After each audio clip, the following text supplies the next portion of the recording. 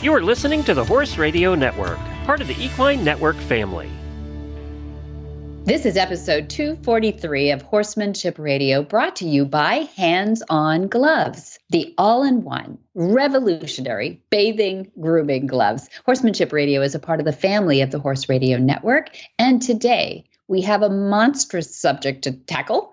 We have a documentary, and I have Monty in to talk about it.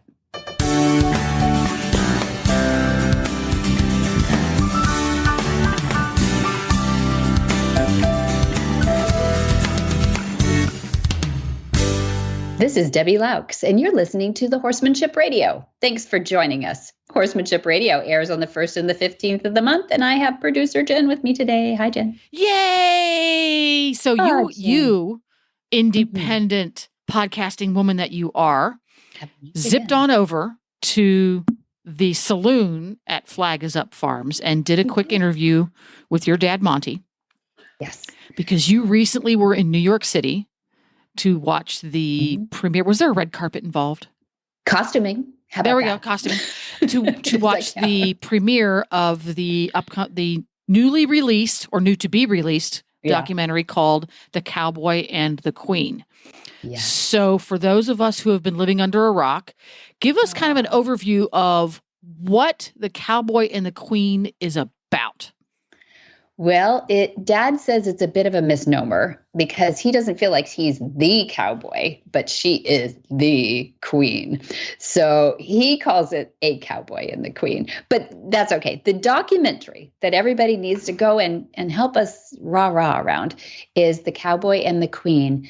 And it is done by Andrea Nevins and Graham Clark, the amazing team. And when you saw the credits roll at the end, where are those hundreds of other people? I think it comes into the research, though. This is a heavily and well done researched documentary that makes you laugh and cry. And the arch story is, as you titled this episode of this podcast, is Parallel Lives, Thoughts on the Cowboy and the Queen. What I love about that, Jen, is you nail it in that Monty was growing up with horses on the west coast of the United States, about as far away from England and weather and everything else that you can be. But there's also this young princess growing up in London, really basically during World War II. She is growing up with horses, but she's underground about it. And she's learning about traditional methods, but she has a tutor, mentor, riding instructor who has thoughts about being gentle with horses too. And she really believed that that was a better way to go than what traditional was. And it wasn't until they meet up many years later, in 1989, that those parallel thoughts become synchronicity.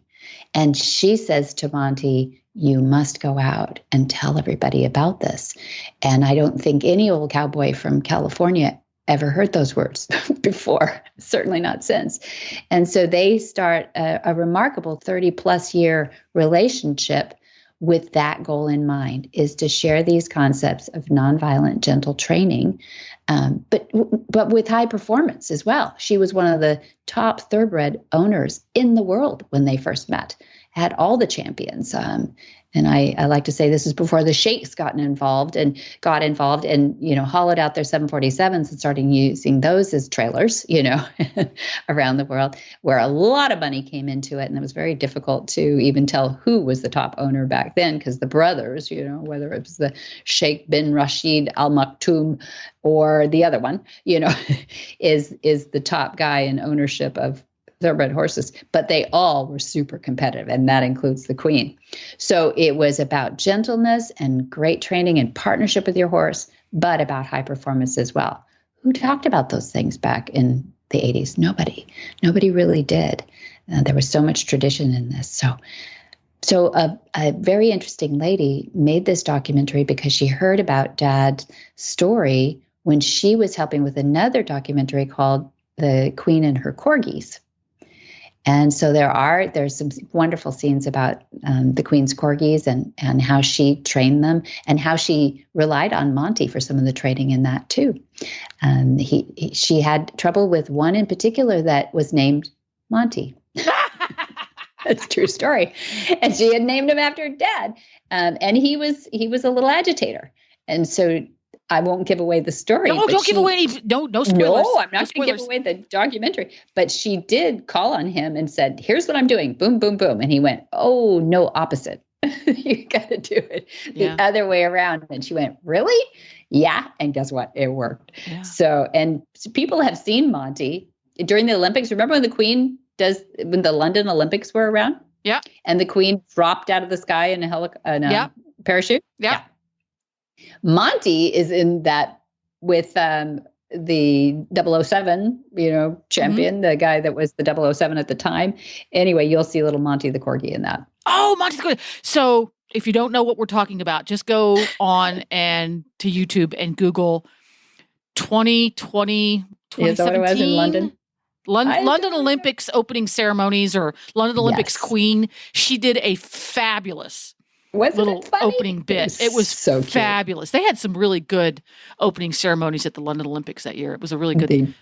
Yeah. So today's show is you and Monty, because you were both at the premiere, right? We watched it. Yep. We watched it and chatting about his reactions and his thoughts on seeing it for the first time, because obviously he's part of the documentary. He was there, but having lived through the making of a documentary, because Glenn was in one that Chris Klimitzo's made about podcasting. That's right. Living through making it and being part of it and the filming and stuff is a very different experience than watching the finished product. Two completely different experiences. So I'm really excited to hear this for the first time myself, because I wasn't in the room with you because you went off and did it by yourself without me. Thank you very much. Well, the saloon has no windows, very few doors. It's very quiet. So we wanted to go there and just be by ourselves and, be able to just talk freely about it. But I wanted this whole episode to be dedicated to it. So hence the title on that. The title. Well, we're going to get right to it right after we hear a little bit from the folks at HandsOnGloves, because they are our title sponsor here. And not only do they make amazing grooming gloves, but we really kind of couldn't do the show without them. So listen in and enjoy this interview. Well, I'm sitting here today with Jay Michelson of HandsOnGloves. And we were talking today about the horse that has sensitive skin, or the animal that has sensitive skin, Jay. And I wanted you to help me address that a little bit. I know you've got some features to your products, but I know you know more about it than I do. So what do you do? What do you say to the owner that has somebody with sensitive skin? Our gloves are made from surgical grade nitrile. So that makes them chemical resistant, mildew resistant, because you can bathe with them too. They're made to get wet. But across the board, there's no latex in them. So it's great for any animal, any people that have latex issues. There's no latex in it. They're just your hands. And if you have a thin-skinned horse or dog, they're cats, other animals. There are many animals that don't like to be touched in certain areas. But having the gloves on, it's just your hands. You get immediate feedback if you get to an area of that animal that is sensitive. And you can apply less pressure in those areas, and you can apply more pressure in the other areas. We have professional grooms that work from us. They groom for Olympians across the board, and these guys are phenomenal. And they did a study on mainly thoroughbreds, thin-skinned thoroughbreds, and they found out that most people are grooming too light. Oh, interesting. They're tickling the horses, and went in and applied just a little more pressure, and the horses loved it. And so that's kind of some of our experience with it. We have all kinds of animals and experience with that. I think you can throw these in the wash machine. Am I right? You can. Next time you bathe your animals with them, use the gloves. A little bit of soap suds up all the way. And what we do after we bathe our animals with them, we rinse them off, hang them out to dry, and they go back to new. You can throw them in the washing machine. Just don't put them in the dryer. And just throw them in the washing machine, hang them out to dry, and they go back to new. Well, Jay, how do people find out about you? HandsOnGloves.com. Welcome back, Dad. We've had you on a lot, but this is a pretty special episode for us. I will give a hint that we will be in New York City next week at a IFC Theater in New York City. That's Lower Manhattan and Greenwich Village area. That's not something we're usually dressed for, is it? We're getting kind of fancy dressed up for next week, right? No, I'm not getting dressed up for next week. I was told I could wear my uniform. Well, that's a good point. You get to wear your uniform. And what's that look like? My uniform was chosen by Her Majesty in 1996 at Windsor Castle. Pat was there beside me. And I kept taking my hat off. And every time she came over to ask me a question, and her sister was there, Princess Margaret, and the sister was full of questions about what she was watching because we were training horses in a few minutes to accept their first rider and stuff like that. And I kept taking my hat off every time she asked me these questions. And about the third or fourth time that she came over, she said, "You know, Monty, not every man has to take off his hat when he's speaking with the Queen." And I said, "Oh, sorry, I thought you did. I was told that you're supposed to, so I did it." "No. Don't you see these military fellows around here that guard me, take care of me? They don't take off their hat when they're speaking with the Queen. If you're in uniform, you don't have to take off your hat." With that, I looked down the front of me like, "But I'm not in uniform." And she said, "Monty, I dubbed this your uniform." She tapped me on the shoulder and said, "Monty, I dubbed this your uniform. So I am going to be in New York in my uniform." In your uniform. That's a good point. They didn't ask me to come in my uniform, but I said I wanted to. I think they offered for you to wear whatever you wanted to wear, which is appropriate, I think. Okay. Yeah, and which is going to be fun. And so this documentary has taken a few years, a few miles to get put together. We've done this over COVID. Andrea Nevins, who is really the inspiration and the maker of this film, has worked on her hands and knees in our container and our garage looking through old footage. And what do you think is the most interesting thing that she dug up for this documentary? Well, I think the most interesting thing is to collectivize the globe in terms of getting it better for horses and other animals, and reducing violence in every part of our lives. I think that's the most important thing that comes across in this. There's a lot to be said, and Her Majesty had an extremely long, 96 years or whatever. She had an extremely long life, and she kept busy with that life. And she didn't have a life of her own by any stretch of the imagination. Everything was either for her family or Great Britain. I mean, she was the Queen, and she made the decisions, and she never made enemies. Isn't it amazing how that one lady went through all of the years of administration of a whole country without making enemies? You just don't find an enemy of the Queen. And one of the things that Her Majesty was describing to me was her early years with horses. Those early years when she was learning to ride at 3, 4, and 5 years of age, exactly the same years that I learned to ride, 10 years after she learned to ride, but the same number of years of age. And that she had a riding instructor, and he was leaning toward a nonviolent approach to training. And of course, the royal family had, for generation after generation, horses in their family. They rode, all of them did. Obviously, there was a lot of British royalty that only had horses. They didn't have cars. Before they cars, didn't have that's true. airplanes and Right. stuff like that. So horses were a big thing. And by golly, all of them would say in those early days, a horse has to know who's boss. And so violence in the training of horses was accepted. It was what you had to do. They were wild animals that needed to be broken. And we use that term. Did you break this horse? Who broke this horse? Is this horse broken yet? Was this a tough horse to break? Did you heard the term used in England as well? Yeah. Oh, yeah. Definitely used in England.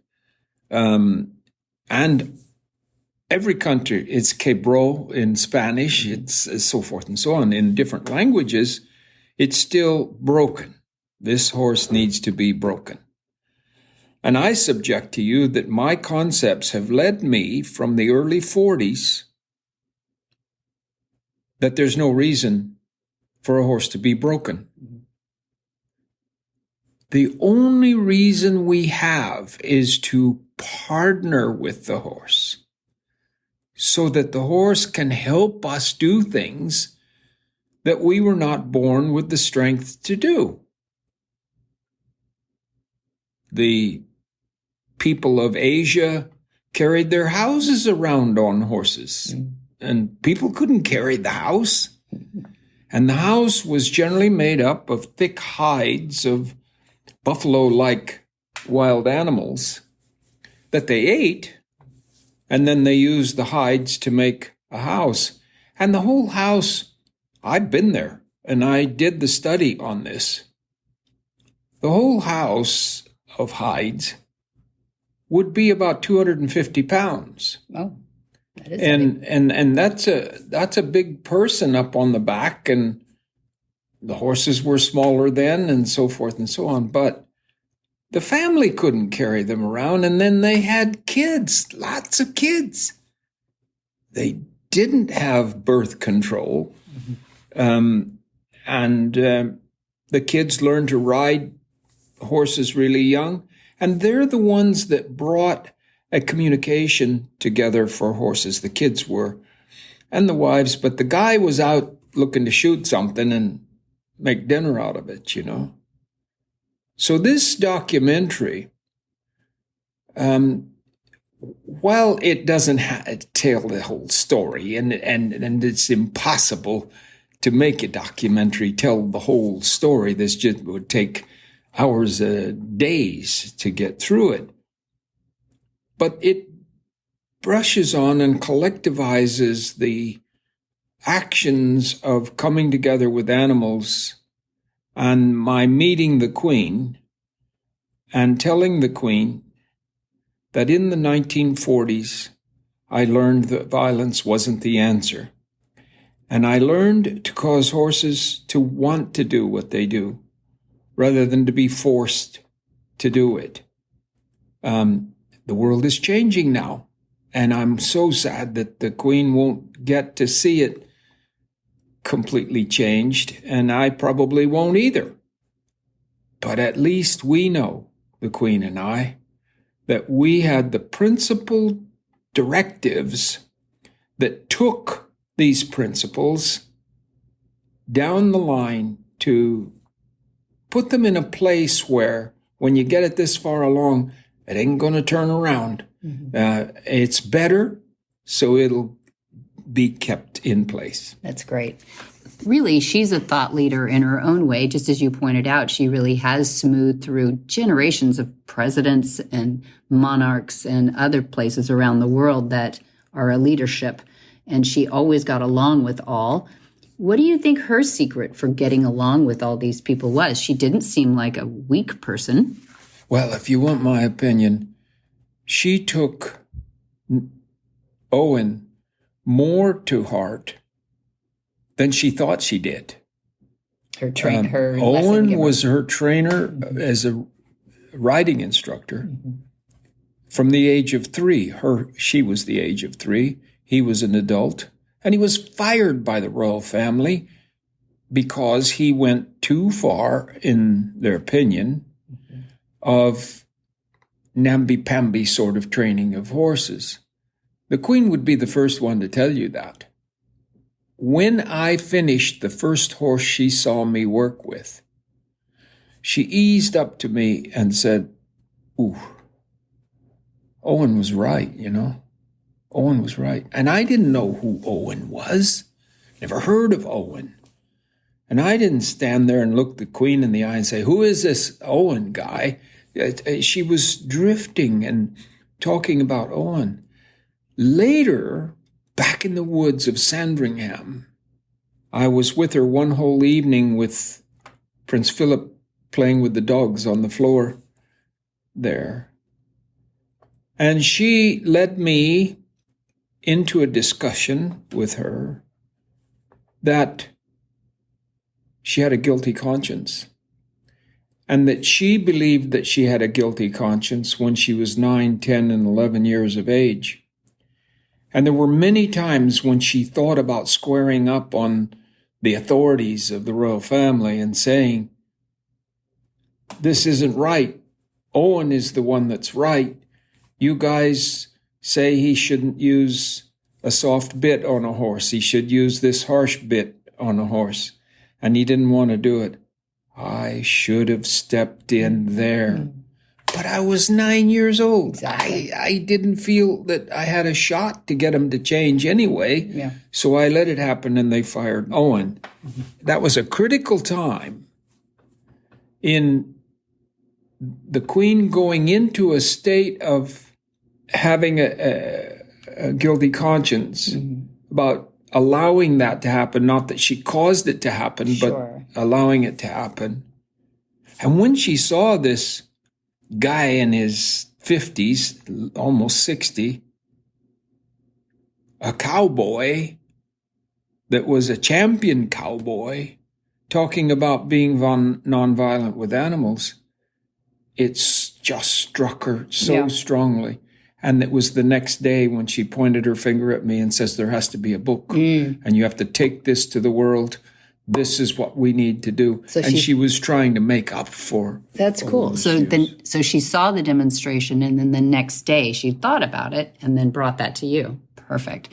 Well, I'm glad she did. One of the things in the documentary that I think comes through, you have this vintage footage of that day in Windsor Castle doing the very first demonstration. You in your khakis, which is interesting, right? And your countryman hat first. Or did you wear a cowboy hat in the very first demonstration? No, it was an English cap. Yeah, little English cap. And she looks genuinely excited, marching around, talking from one trainer to another just outside your ring. And you'll have to look for that, because I don't think people see that in her very often. Yeah, there's two times about that. There was the first day, and I was told, wear an English cap. I was advised by horseman, if you wear a cowboy hat, you'll be stupid and not know a thing about it. Not be taken seriously. Not be taken seriously. The second part of that issue is in 1996, was 7 years later, when my first book came out. I rode a horse cutting cattle, and she wanted to see that. And I wasn't going to ride a horse cutting cattle with an English cap on. So I went both ways. And I had my cowboy hat on when we had the cattle in there, and I was riding a Western saddle and so forth. And I put my English cap on when I did the join up, which seemed to work out fine. But she didn't like it. She said, "You don't have to take off your hat when you're speaking to the Queen, because I dubbed this your uniform." And so now both of those hats are my uniform. Yeah, that's true. That was the day that happened. I only remember you in a helmet one time, really, and I think that's when you played Elizabeth Taylor in National Velvet. That's true, yeah. Yeah, and just remember, too, that as we go through this day in 1996, I went both ways with those horses, flat out, join up, global kind of join up, and then the Western thing, both. And that put an envelope around the message that she wanted to send out to the world, because she was well aware that the Spanish, Portuguese, South American communities were generally rank cowboys, tough guys, and so forth. And horses had a very tough time of it. And she wanted that to be changed. Yeah. And she also, let's transition a little bit to her asking the BBC to do a documentary about something that you wanted to do, because there's some beautiful scenes in that. So hang on for that. That'll be our next chapter.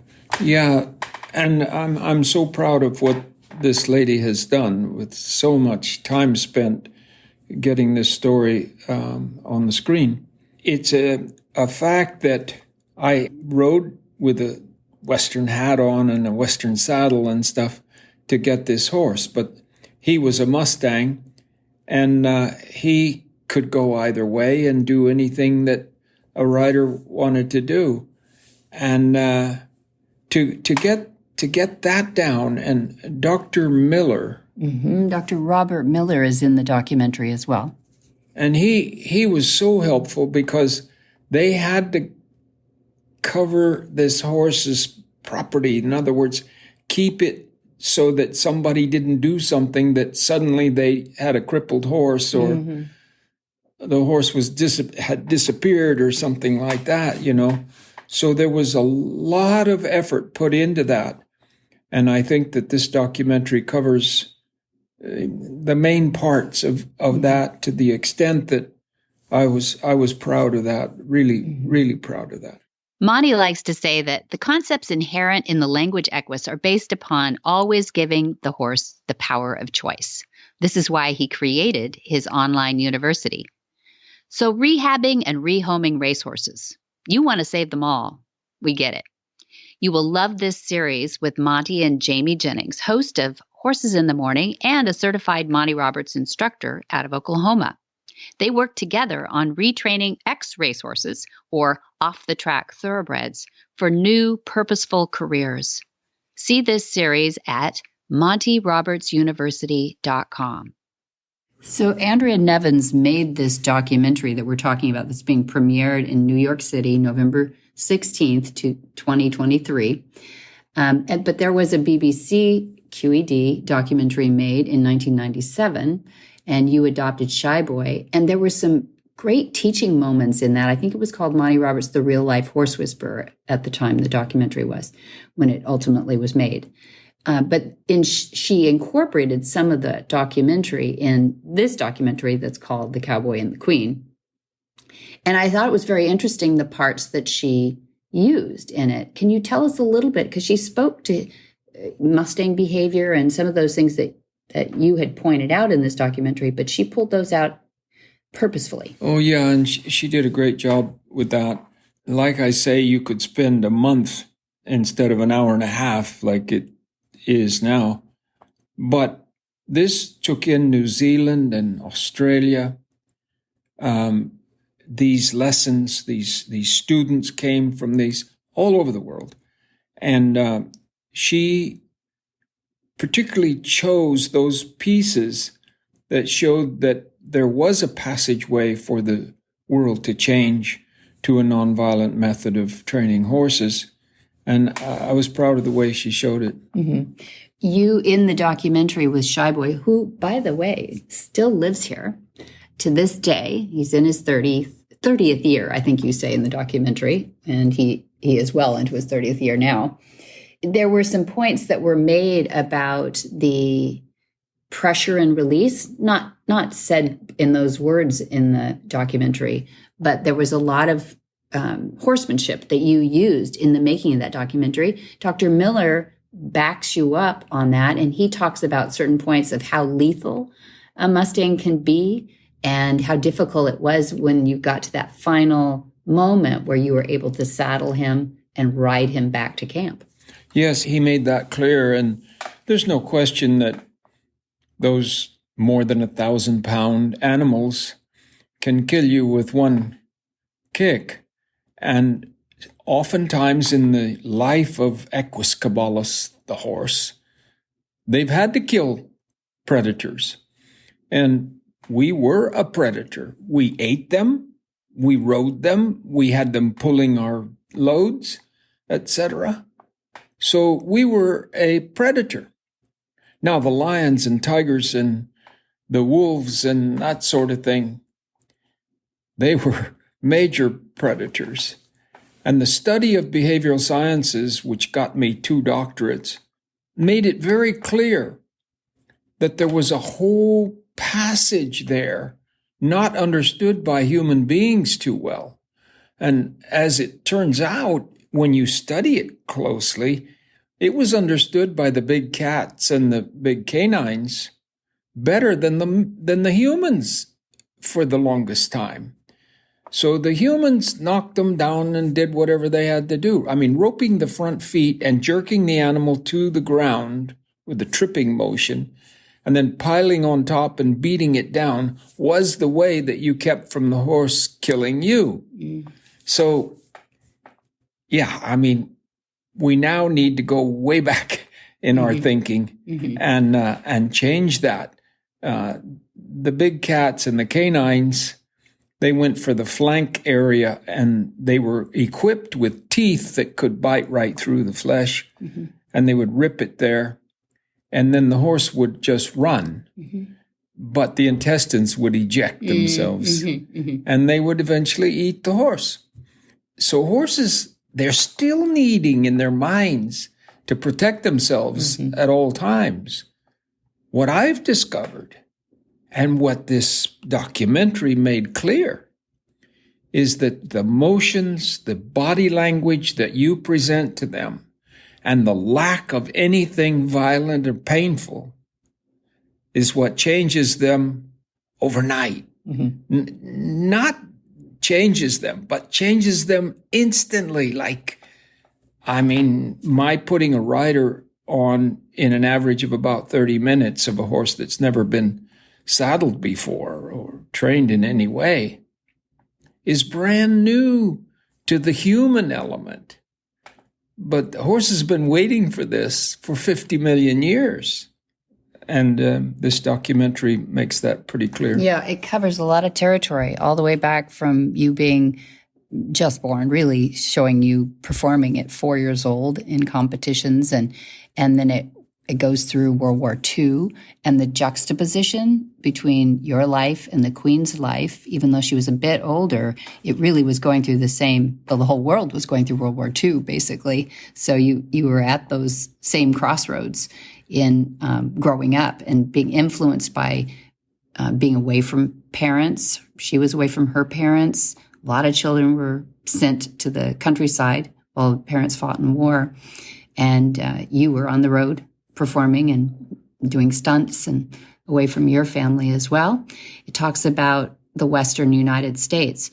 But I think the thing that I thought interesting is, how could somebody watch that documentary, see the process that you had to go through to learn the techniques, to absorb the techniques, then see someone as intelligent and in a position of power as Queen Elizabeth? Even as a child, she was influential. How could people think that there was anything but right about these concepts? Oh, you could do that easy. Because it makes wrong everything everybody else ever did. And they can't stand it. And you know that the first time I went to Brazil, I received a call here in California coming home that if I came back to Brazil, I'd be arrested. Yeah, and you're going up against institutions and everything. But if you're just 2 horsemen sitting around watching this documentary, how could they disagree with that unless you just went up against their granddaddy or something? Well, we had no documentaries in the days when I was going early, so we didn't have that opportunity. But now the documentary, fortunately, makes you sort of step back and say, oof, maybe so. And they did brush upon, they were judicious about it, but the violence of my father to me. So I was a little horse that couldn't fight back.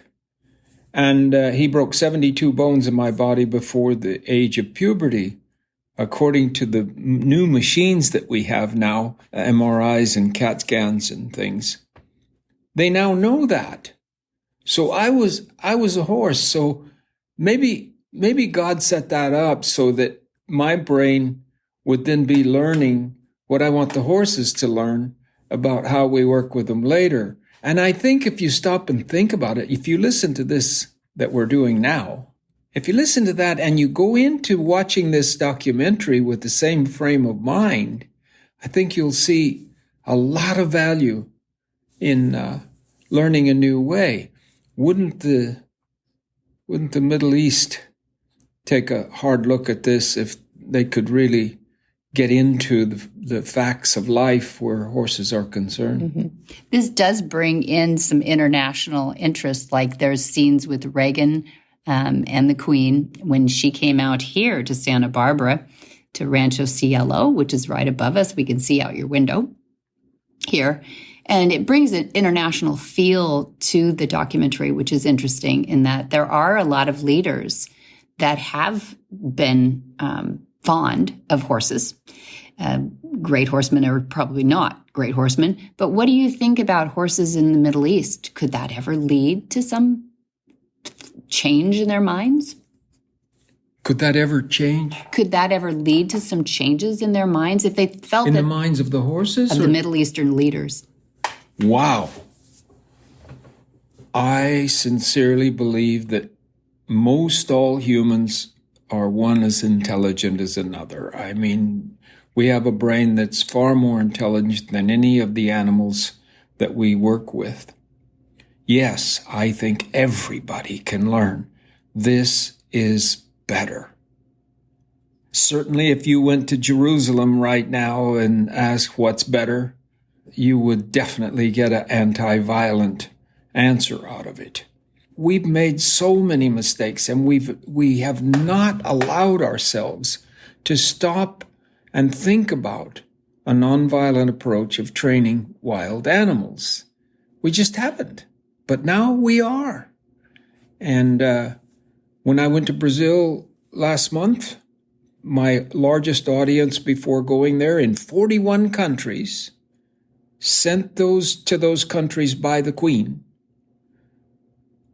My largest audience was 7,000. And they told me when I finished the night in Barretos, Brazil, that we had over 32,000 people in the stand for the entire process of joining up and putting a rider on a horse. 32,000 people in Brazil, one of the most violent countries on earth, the first time I went, and they wanted me arrested. Well, they really were hoping that they could blame you for some of the traditional methodology that was being used on a clinic, but you weren't putting on. The dragging down of the Brazilian people, yes, saying they were wrong, yes, was enough to put me in jail. Well, yes, they used that. But I guess where I'm going is I saw an influence change in the 10 years or so that we've been going to Brazil. You and I have gone down there and done many, not only big event conference kind of things like here in the United States, we had the Equine Affair. Down there, they have these big events for the associations like the Mangalaga Marchadores and the Margalagas and the Criollos. And we've gone to a lot of those and we've seen the changes. I've seen women increased in the industry. There were very few women when we first started going down there in the industry, but like your 4 or 5 or 6-year-old body who couldn't do what your father, my grandfather, asked you to do because you're too small to beat up on a horse. I was getting the same information from the small women down there that they couldn't do the same thing as the traditional methodologies, whether they were a veterinarian or whether they were a trainer or a barrel racer. They couldn't be that strong to overpower a 1,000-pound animal. We've talked about this. But I guess my question is, do you think there's a possibility if it worked for the Queen to be able to see these and change influence over first horses and then people, like now with the Horse Sense and Healing for people and our lead up for youth that have been subjected to violence. Do you think we could sneak this documentary into the Middle East and maybe make some influence with some of those horse owners who are also leaders? Yes, I think so. Definitely. Will we? I don't know. Can we in a reasonable length of time? I don't know. But I think we should get our butts in gear and go for it and get these principles going in the Middle East, because they're not going now. Now, in Brazil, there was a lot of violence in the families. And they touched on my father's violence here. But you're right, the women just didn't go into the horse industry in Brazil. And now we're down there and they have all sorts of competitions for female riders. And after I got home, I saw their championship for barrel racing. And they were almost all, not all, but almost all female riders in this barrel racing thing. And the barrel racing prior to this has been very violent, big whips and yelling and screaming and bashing horses, And I watched the finals, the top 10 horses. This is the finals. We will get a champion out of this. And I couldn't believe what I saw. Years and years and years, decades ago, I developed a non-violent, non-painful whip. It's called a giddy-up whip in my world. Giddy-up rope, yeah. The giddy-up rope, yeah. Rope. And, not whip, giddy-up rope. But I use a soft cotton rope, and I debraid it or de-wind it, and then braid it back in a fluffy condition. It's like yarn. Like yarn. And then put a tassel on the end of it and a handle on the other end, a handle just to go over your wrist of the same material. And you can crack a horse across the hip with this, and they can barely feel it. But they respond to it because it's the motion of it all and the encouragement of it all. Exactly. Well, watch this.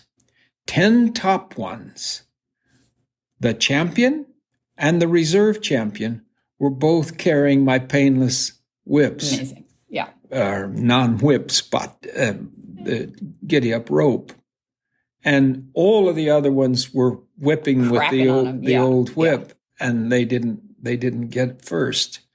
And why now is that? I want this to get to Brazil to congratulate somehow. I want to congratulate those champions that used the painless and it's not so much because we're such good people to go painless. What is it about the whip that slows them down? Well, positive thigmotaxis is one of the most obvious characteristics of a horse's behavior. And horses are positive thigmotaxic, which means they go into pain and not away from pain.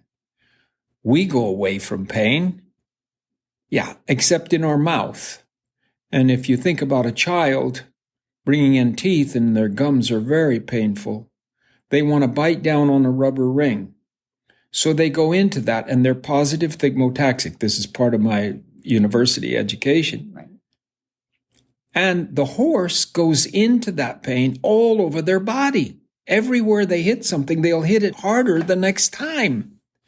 It's incredible to think about this. You sting them with a whip on the backside, and that slows them down. Exactly. They think it's going faster because their brain's going faster, and they're able to make themselves seem like they're forcing the horse to go faster. But in actual fact, the horse is going slower when you whip him for pain. Yeah, and you've proven that in the racing industry too. Absolutely. And what we get out of it in the racing industry is the change of leads now.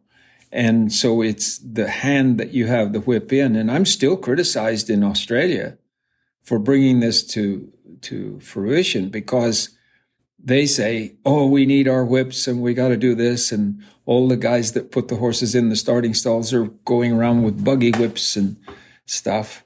But they'll learn.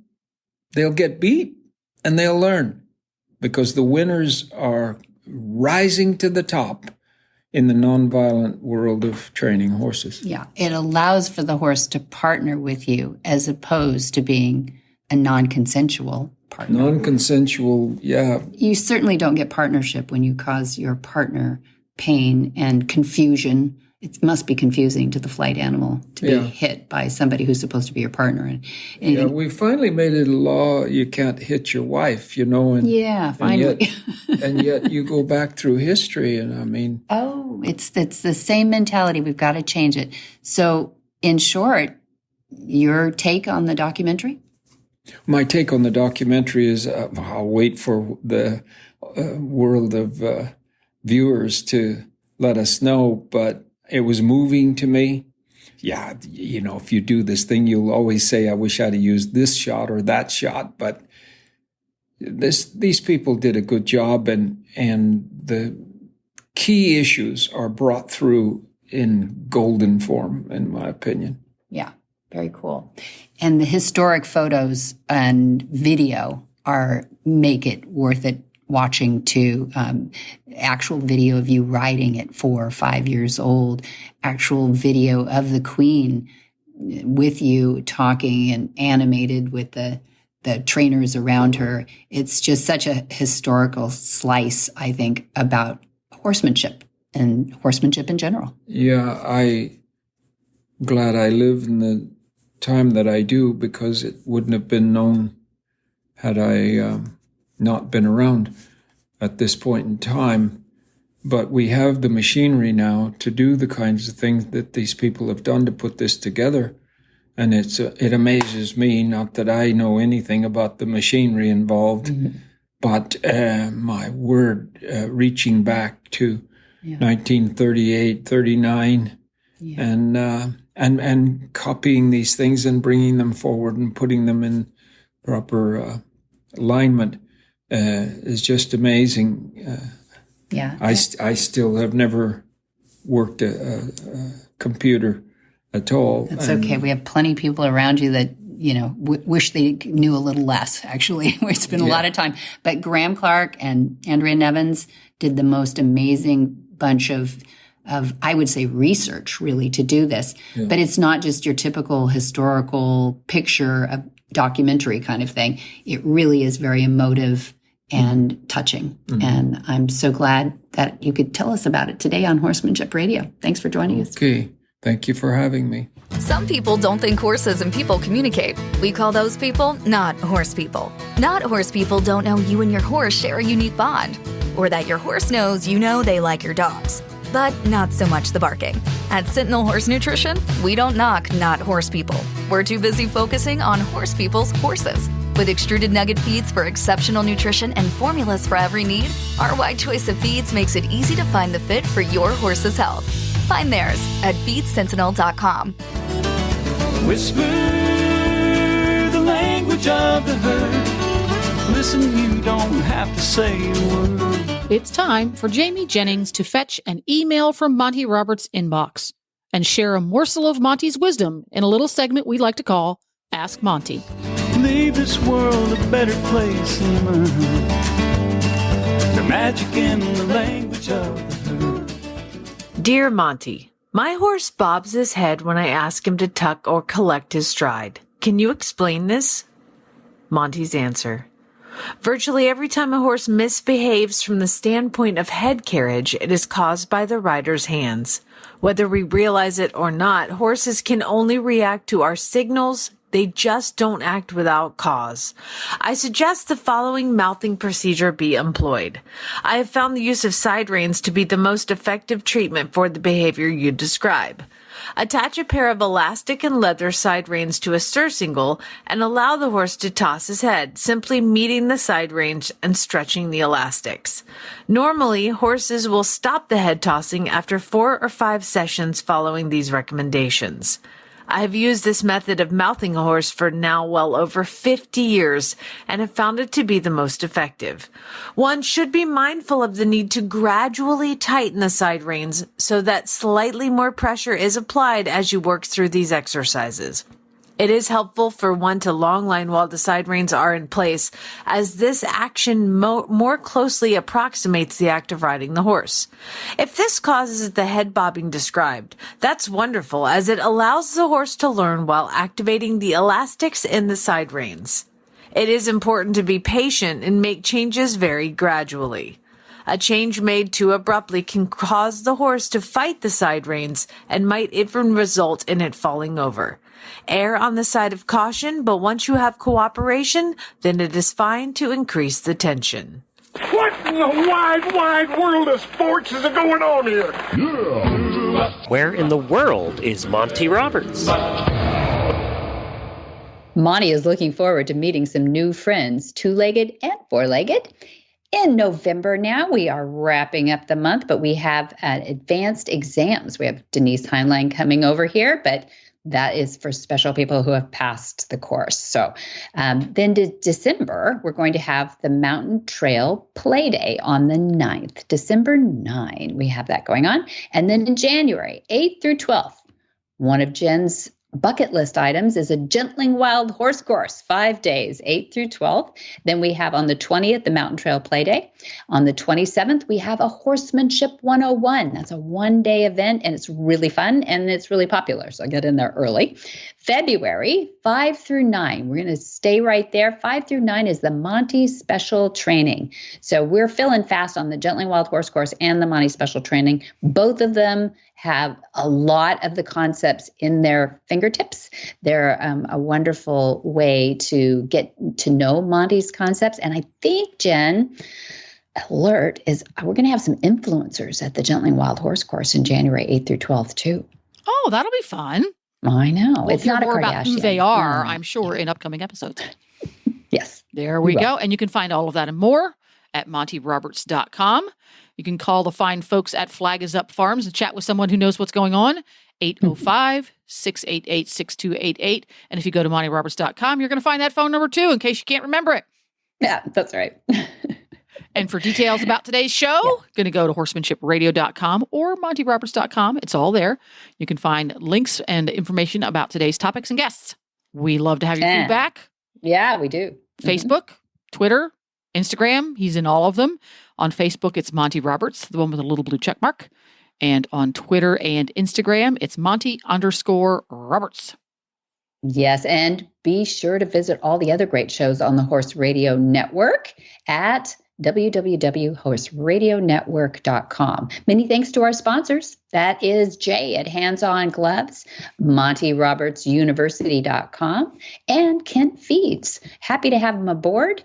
And until next time, have many happy horse hours.